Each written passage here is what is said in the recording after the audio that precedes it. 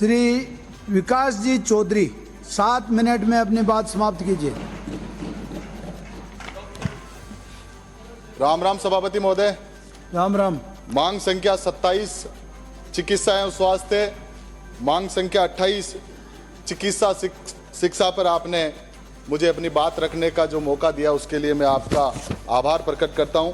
सभापति महोदय, चिकित्सा एवं स्वास्थ्य न केवल हमारे नागरिकों के मौलिक अधिकार से संबंधित है बल्कि राज्य के मानव संसाधन के समग्र विकास एवं राज्य के निवासियों को सामाजिक न्याय की दिशा में एक महत्वपूर्ण कदम है। पिछले दशकों में हमारी कांग्रेस की सरकार ने राज्य में कई सकारात्मक पहल की है। मुख्यमंत्री जीवन रक्षा कोष, चिरंजीवी स्वास्थ्य योजना, आरजीएचएस तथा अन्य कई सामाजिक योजनाएं ये हमारे नागरिकों को न केवल आकस्मिक आय खर्चे से बचाने बल्कि नागरिकों को आर्थिक सुरक्षा प्रदान करने में भी सहायक रही है। आदरणीय सभापति महोदय, ये दुर्भाग्य है कि चिरंजीवी स्वास्थ्य बीमा योजना, जिसकी देश और विदेश में बड़ी प्रशंसा की गई, जो प्रदेश को के हर परिवार को 25 लाख तक कैशलेस इलाज सुविधा देती थी, बदलकर इसको आपने कम करने का काम किया, जो जनता आज आपके राज में आने के बाद भुगत रही है। आपने इसका नाम चेंज किया, नाम तो आप लगातार चेंज कर रहे हैं। मुझे तो अभी हम बैठे थे, एक साथी हमारा उधर चला गया था चुनाव में, तो मुझे लगा उसका नाम कहीं आप बदल ना दे, तो कम से कम ये तो आप वो करना।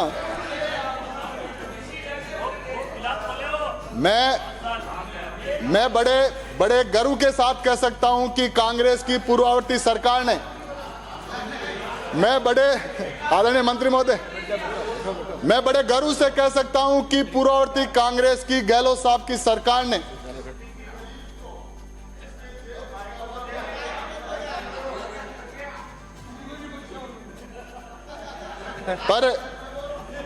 पर ऊपर वाले ने आवाज ऐसी दी है जोगाराम जी। अरे समय खराब क्यों कर रहे हो हमारा? आत्मा दूसरी है, आत्मा हमारी तरफ है। बोल रहे हो बीच में? आज गरीब केवल अस्पतालों के चक्कर काट रहे हैं। मुझे याद है जब हम छात्र राजनीति करते करते इस राजनीति में आए, जब हम अस्पतालों में लोगों से मिलने जाते थे, लेकिन 18 से 23 के बीच में जब कांग्रेस की सरकार में गरीब को अपनी जेब पे नजर डालने की जरूरत नहीं थी, क्योंकि पूर्ववर्ती कांग्रेस की सरकार ने एक परिवार, गरीब परिवार को हिम्मत दी है, उसको चिरंजीवी जैसी योजना दी है। आदरणीय सभापति महोदय, आजकल अखबारों की सुर्खियां बन गई, स्वास्थ्य सरकार की कोई प्राथमिकता नहीं रही है। लगातार आपकी इस योजना में जटिलताएं हैं, भुगतान की समस्या है, गरीब आदमी अस्पतालों के चक्कर काटते फिर रहा है। हमने राइट टू हेल्थ का कानून दिया, आज उस कानून की क्या स्थिति है आप और हमसे छुपी हुई नहीं है। यह कानून आज विलंबित है, जनता को इसका लाभ नहीं मिल रहा। आदरणीय सभापति महोदय, मैं आपके माध्यम से मंत्री जी को कहना चाहता हूं कि कई दशकों से हम देख रहे हैं कि राजस्थान राज्य के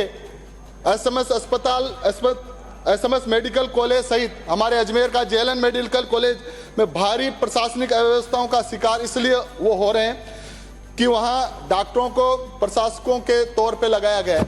मैं आपके माध्यम से मंत्री जी का ध्यान आकर्षित करना चाहता हूं कि यहाँ एक कैडर की व्यवस्था करनी चाहिए ताकि हमारे बहुमूल्य चिकित्सकों को राहत मिल सके और वो मरीजों की ओर ध्यान दे सके।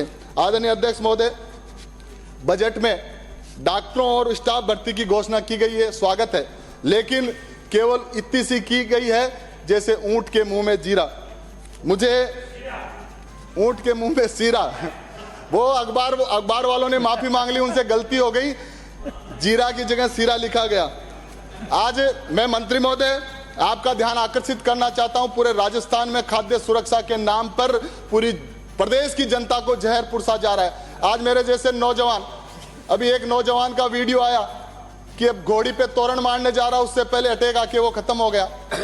नाचते नाचते लोग गिर रहे हैं, जिम में वर्कआउट करते हुए गिर रहे हैं। इस ओर आपका ध्यान आकर्षित करना चाहता हूं। कैंप लगे, नौजवानों में आखिर क्या कमी आ गई, लेकिन पूरे राजस्थान में एक परसेप्शन बना हुआ है कि देश में कोरोना कालखंड में एक तरफ देश के प्रधानमंत्री जी जनता से ताली और थाली बजा रहे थे, दूसरी ओर कांग्रेस पार्टी की अशोक गहलोत की सरकार ने भीलवाड़ा मॉडल पेश किया, जिस इसकी राजस्थान में नहीं, देश में नहीं, विदेशों में भी उसकी प्रशंसा की गई।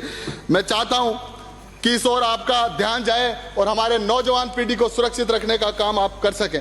आदरणीय सभापति महोदय, मुझे कम समय दिया है क्योंकि आज बोलने वाले, अभी तो 5 में घंटी बजा दिया आपने, 2 मिनट में समाप्त कीजिए। लगातार दूसरा बजट आपका असफल रहा है और जनता के आंसू आ रहे हैं। एक कवि ने कहा, एक आंसू भी हुकूमत के लिए खतरा है, तुमने देखा नहीं आंसुओं का समुंदर होना। आदरणीय कृपलानी जी, इसलिए मैं निवेदन करना चाहता हूं, मैं सीधा मेरे विधानसभा क्षेत्र किशनगढ़ पे आना चाहता हूं। यह अखबार की सुर्खी बता रही है कि 14 महीने में आपकी सरकार आने के बाद हमारे किशनगढ़ जैसी औद्योगिक नगरी में एक रेडियोलॉजिस्ट नहीं है। आपने एक लगाया लेकिन उसने आपकी बात नहीं मानी, ज्वाइन नहीं की। किशनगढ़ जैसी जगह यदि सोनोग्राफी नहीं हो रही है तो इससे बड़ी विडंबना इस सरकार के लिए, इस प्रदेश के लिए हो नहीं सकती। आदरणीय सभापति महोदय, किशनगढ़ का जिला अस्पताल है जिसमें पूर्ववर्ती सरकार ने 42 करोड़ पास किए, आपने उसको बजट को बढ़ाया, 30 करोड़ बढ़ा के 72 करोड़ कर दिए। मैं स्वागत करता हूं, लेकिन 70 करोड़ पास करने के बाद आज भी नीम का पत्थर वहां नहीं लगा। जिला अस्पताल में 44 डॉक्टर होने चाहिए, आज भी दर्जन भर पद खाली है। हमारे हरमाड़ा में 4 पद स्वीकृत है, सीएससी में 1 डॉक्टर है, बोराड़ा में 5 है, वहां भी पद खाली है।